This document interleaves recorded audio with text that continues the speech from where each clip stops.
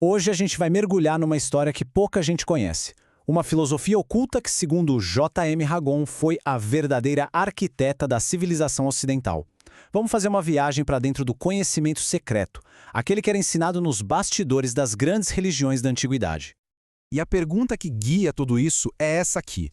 O que exatamente era ensinado em segredo, longe dos olhos do grande público? Porque por trás das cerimônias que todo mundo via, existia um outro caminho, um conhecimento muito mais profundo e restrito, só para alguns escolhidos. Pensa só, existiam dois sistemas paralelos. De um lado, a religião do povão, sabe? Rituais, cerimônias, tudo aberto. Do outro lado, os chamados mistérios. Eram, na verdade, escolas secretas, com um processo de seleção super rigoroso, e o foco era outro. Ensinar uma filosofia profunda sobre a natureza e, principalmente, sobre o aperfeiçoamento moral da pessoa. Para a gente entender essa tradição que atravessou milênios, nosso roteiro vai ter 6 paradas. A gente vai descobrir como essa filosofia conseguiu sobreviver, sempre se escondendo por trás de diferentes véus ao longo da história. Ok, vamos começar entendendo melhor essa divisão. Era até comum na antiguidade que uma nação adotasse os deuses da outra. Mas os mistérios, esses cultos secretos, eram diferentes. Eram algo muito mais universal, que não respeitava fronteiras. E o mais impressionante é a escala que isso tomou. No começo, existiam vários mistérios diferentes, de Orfeu, de Baco, de Mitra, mas os de Eleusis, lá em Atenas, se tornaram tão gigantescos, tão influentes, que acabaram absorvendo todos os outros. Chegaram a ser chamados de o templo comum de toda a Terra. Incrível, né? Mas tá, quem é que podia entrar nessas escolas? E para que serviam essas tais iniciações? Já adianto, não era nada fácil e com certeza não era para todo mundo. E aqui está um ponto crucial. A gente precisa entender que iniciação não era só um ritualzinho. Para pensadores como Platão, era um método, um processo longo e profundo para corrigir os costumes, para limpar a alma e devolver ela a um estado de pureza, ensinando a base de uma vida virtuosa. O filtro para entrar era dificílimo. Primeiro, a pessoa precisava ter uma reputação impecável na sociedade. Depois, passava por um exame super rigoroso. Se fosse aprovada, enfrentava um período de noviciado, tipo um estágio, que durava de 3 a 4 anos. Só depois de tudo isso é que ela fazia um juramento sagrado de segredo. Para ter uma ideia, dizem que o imperador Nero, depois de assassinar a própria mãe, nem se atreveu a se candidatar, porque a consciência dele pesava. E não era só papo de filósofo. O grande estadista romano Cícero escreveu sobre o impacto gigantesco dos mistérios. Ele dizia que eles eram a base da civilização, que ensinaram as pessoas a viver melhor, com mais humanidade e a morrer sem medo, com esperança de um futuro melhor.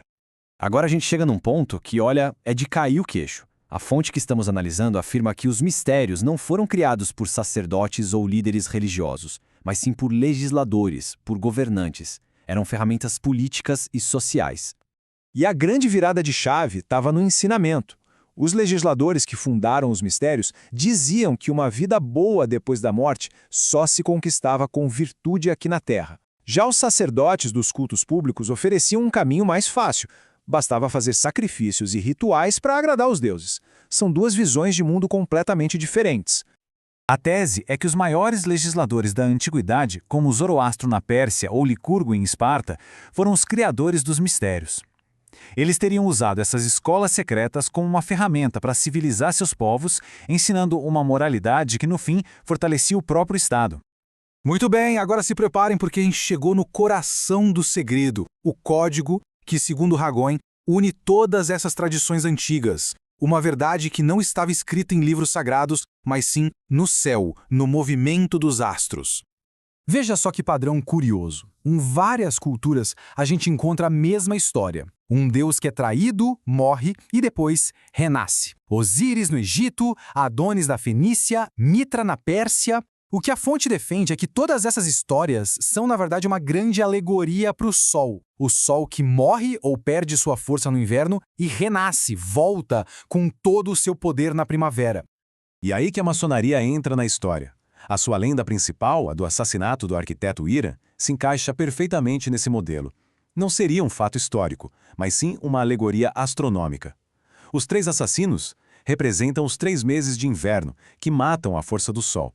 E a ressurreição dele simboliza o retorno triunfal da luz na primavera. Ok, mas se esse código é tão antigo, como é que ele sobreviveu à queda de todas essas religiões pagãs e chegou até o mundo de hoje? Bom, a resposta está numa nova organização, que serviu como um novo disfarce. Essa linha do tempo mostra bem a trajetória. Por séculos, os mistérios dominaram o mundo antigo. Mas em 396 d.C., o imperador Teodósio proibiu todos eles. A filosofia, no entanto, não morreu. Ela continuou sendo transmitida em segredo até que, séculos mais tarde, ressurgiu com uma nova roupagem, um novo véu, a maçonaria.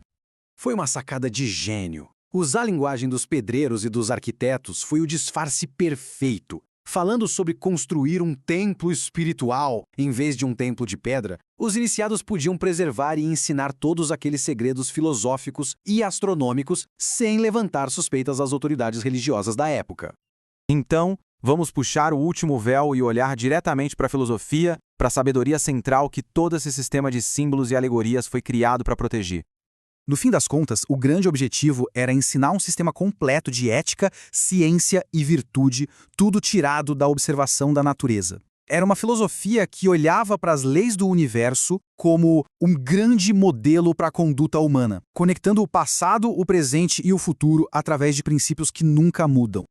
E a gente encerra com essa provocação. Se os antigos encontraram as leis da moral e da sociedade olhando para os ciclos do cosmos, para a natureza, que verdades gigantescas será que estão aí, bem na nossa frente hoje, escondidas à vista de todos, só esperando que a gente pare para observar? A sabedoria pode estar muito mais perto do que a gente imagina.